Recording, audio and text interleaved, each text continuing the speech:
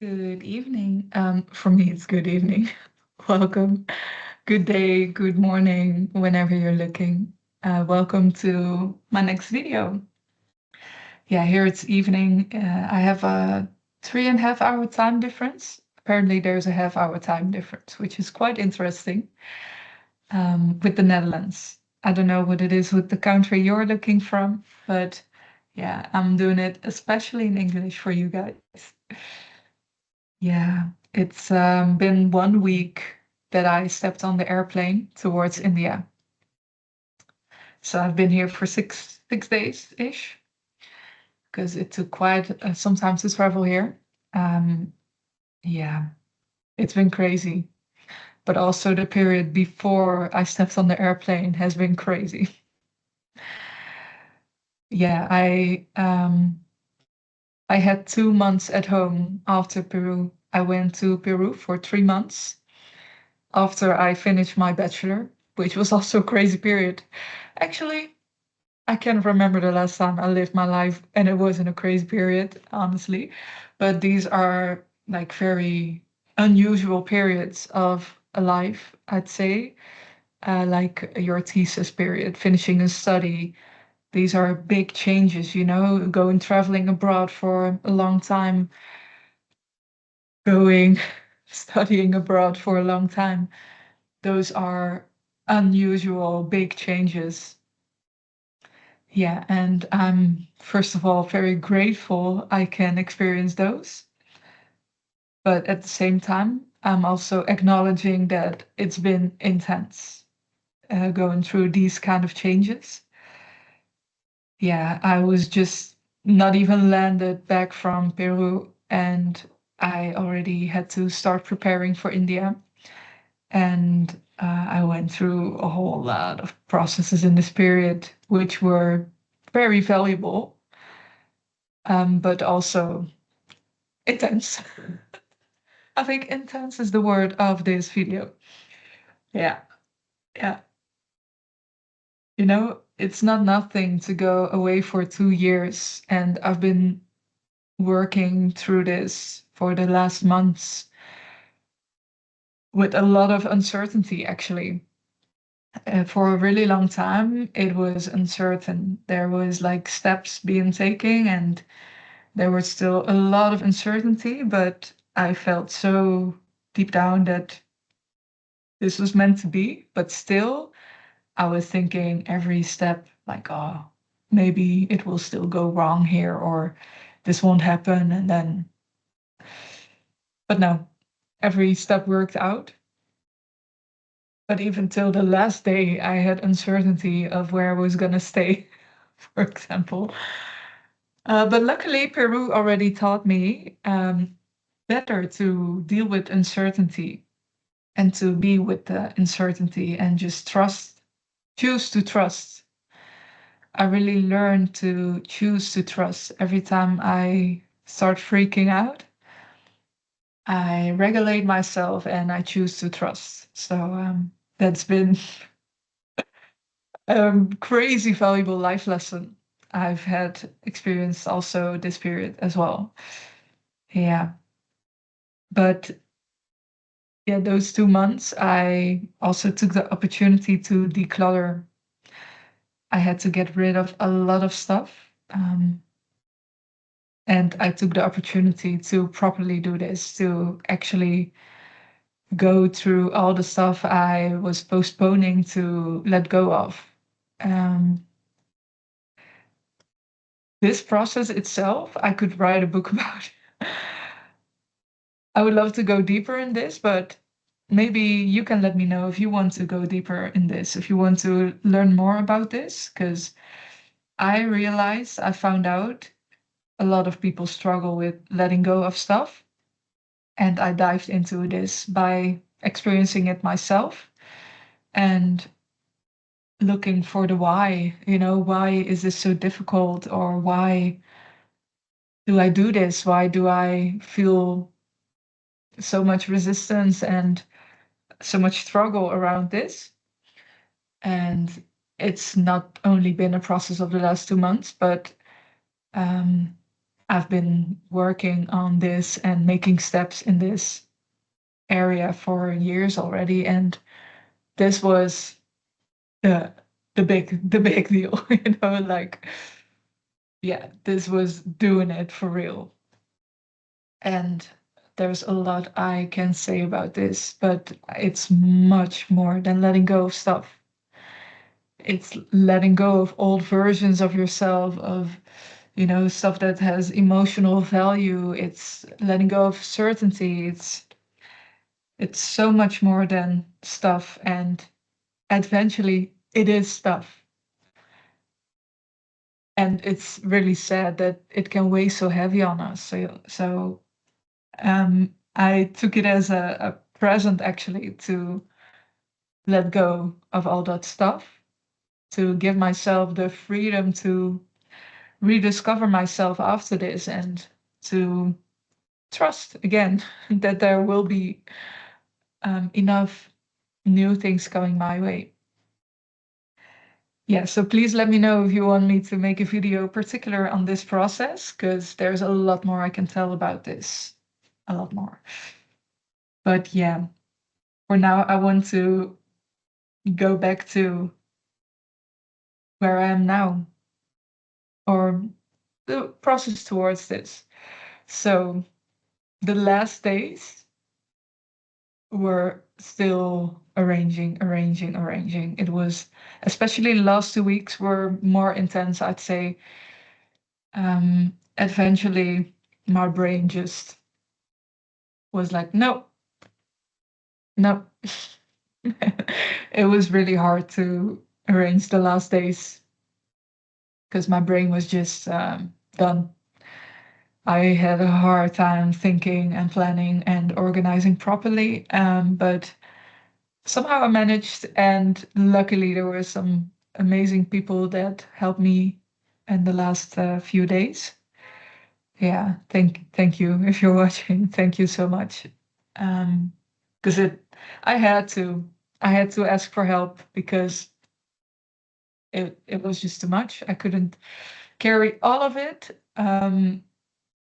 Eventually, it probably would have been all right, but there were definitely some things that I might have not been able to do without the help. So yeah, I'm really happy for for the beautiful people that helped me in the last days. Thank you so much. Yeah, now I'm saying this and I feel like I feel so much gratitude towards these people. And it was coming from very unexpected corners and some expected corners as well. Yeah, it's quite beautiful how we can, be there for each other. It's very important to me to also be this person in other people's life. Yeah, but I'm very grateful for receiving. All right, it was not meant to get emotional right now about this, but yeah, I'm so happy that I had some beautiful last moments with my friends and family. Throughout the whole summer, it was like balancing back and forth between arranging and spending times with my loved ones. And I did quite a good job in that. Like quality time, I would say, was very important to me. And when I was with my family, I would really be there. And yeah, it's also quite beautiful that when you go away, you actually, the time you have together with friends and family becomes more valuable. And it's kind of sad that you have to go away to experience this, but it's very beautiful to experience this.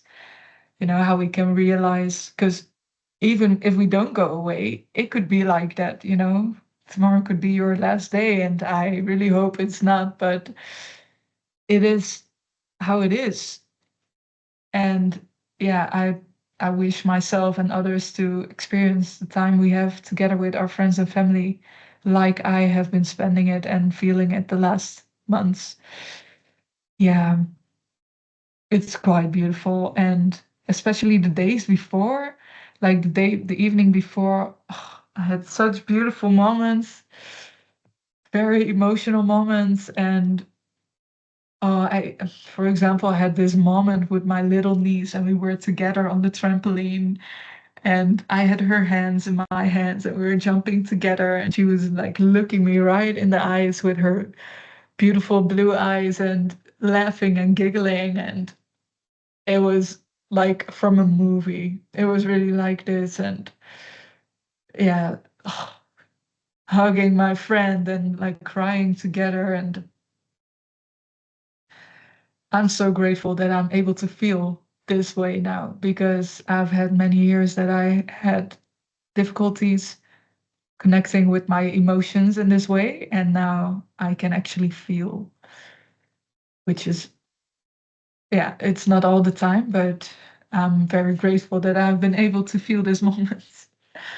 And then, so my dad was gonna bring me to the airport, and we were meeting at my brother's place. And I arrived there, and suddenly my two sisters are there with the little one of one of my sister, and I was so surprised. I had to cry and laugh at the same time, really hard, which made a very funny noise.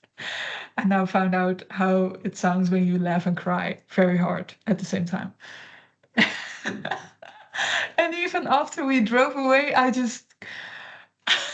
couldn't stop laughing. I just continued laughing and crying, and it was very, very special. I've never experienced that. It was so special. Yeah. So thank you, sisters. Thank you. Oh my God, that was beautiful. Yeah, and then in the car with my dad, we talked about special songs for my dad. I asked him about special songs to him, and we had the most beautiful conversations about these songs and all the memories he had connected to these songs. I'm so glad I'm also like repeating this, because now I feel it again. And yeah, arriving here was like the flight and arriving here was quite numbing, I'd say, because of the lack of sleep, because of all the impulses of all the new things happening, and again arranging. um I'm not sure if I have really taken time to process, and that's okay. I'm glad I'm going through it now. So yeah, arrival. Flight was okay, actually, not too bad, but exhausting, of course. And yeah, coming here, it was not really, it was not that there was somebody waiting for me, like, welcome to Manipal University, and this is what you have to do, and there you can go. And no, there was no real guidance. It was so I arrived here. I knew I had to go. I knew kind of where I had to go, and the lady that received me was not really speaking English a lot. And yeah, I had to figure out by myself a bit how to get to the admissions office. There was one guy that's actually, he has very good talking and very good explaining. So that was nice. And then I had to do like a ton of paperwork. And I got into it myself because he was like, oh, you can do it tomorrow. And I was like, no, I feel okay now. And probably tomorrow I will break down. So let's just do it today. And I had to do so much paperwork, like everything, forms. In the Netherlands, this would be so different. You would probably like fill in one online form, and they could like take uh, all your information to other forms. Nope, not here. Like form, and copies, and this and that. But this was also an important part of the process, because this would be like the official admission. If I wouldn't have had the right documents, they could have still said, no, you cannot do this study. But I got through, and after filling in my name for like 20 forms, I realized I will probably not give my child this many names if I have the privilege to get a child. Yeah, I will probably not give her or him 5 names. Oh yeah.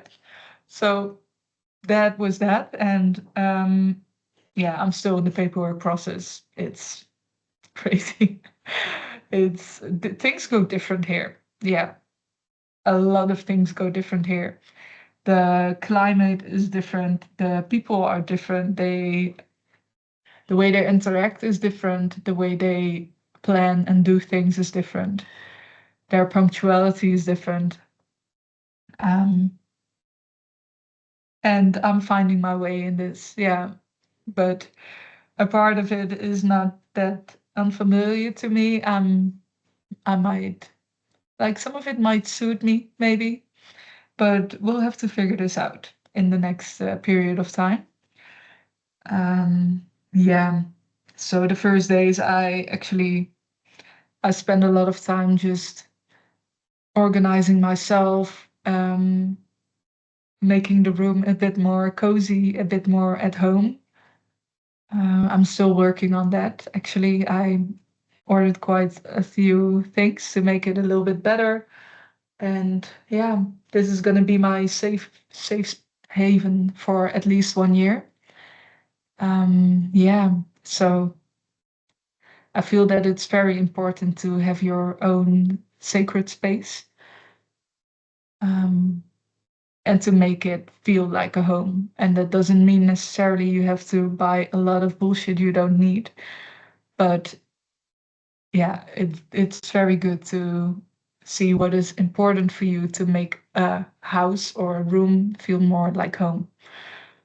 And yeah, it's not too bad. I I definitely need a topper. The bed is very hard, but I ordered this, and it will be fine. So yeah, Monday the classes started, and oh, I'm already almost talking for 20 minutes. So I'm considering if I should make a new video about the classes, because that's also a whole new topic. Yeah. Well, let's wrap it up then for today, because yeah, it's getting late here, and I'm gonna sign the register. So I have to like go down and sign a register every day. Everything is in books, like administration is all in paper in books. Yeah, if power goes down here, they're not that screwed actually. That's maybe that's also a part of the reason. I don't know. But maybe it's also just a bit more old school. And yeah, there are some rules and regulations that are interesting to me. But I can also see why they are there, and ragging, like bullying, is a thing here. There's like a whole campaign. I had to sign forms about that I was declaring that I was not gonna do ragging. And there's a law actually in India that you can get prosecuted for ragging. It's a thing here. It's like a big thing. I saw a lot of posters, and yeah, that must have been a big problem. Or yeah, some bad stuff happened because of ragging, and it is definitely something that is good to have awareness for. But yeah, I'm curious how this way of handling it is actually working. So I might dive into that a little bit more in the period that I'm here, because I found it very interesting if the way they are handling it is actually working, and how they like divide real ragging from maybe personal perspective or like random teenage um, way of experiencing life and yeah, contact with others and conflict with others. Yeah, it's very interesting psychologically. So I'm gonna look into that if I have time next to all the immense amount of things that I need to study. So yeah, I will dive into my study soon. But for now, I'm gonna go down, sign the register, and take a little rest. Because yeah, I also found out today that I'm quite disbalanced, and that's not a surprise to me. Um, yeah, I'm not adjusting yet. My belly is not great at the moment. I can tell you, my sleep is not great at the moment. So yeah, I'm gonna tend to that a little bit more, and I will dive into school as next topic. I hope you enjoyed learning a little bit about my process towards this moment, and yeah, definitely let me know if you would like to hear more about certain things, or yeah, if you have any questions or you want to chat anything, just drop it in the comments, and I'd love to get back to you about it. All right, for now, I would say have a good evening, have a good day, have a good whatever. Namaste, and I will see you guys soon. Bye.